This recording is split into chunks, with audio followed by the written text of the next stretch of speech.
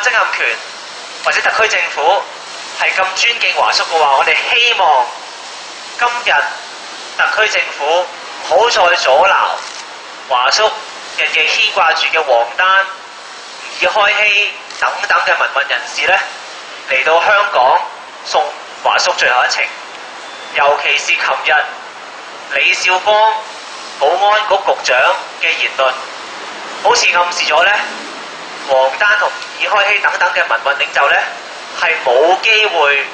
嚟到香港係嚟奔喪嘅，我哋係不能接受嘅。所以我哋而家要求李少光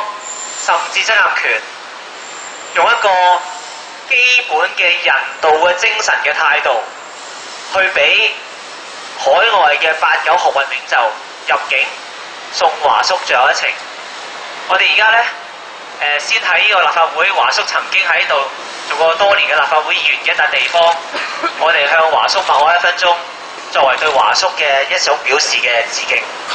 默哀開始。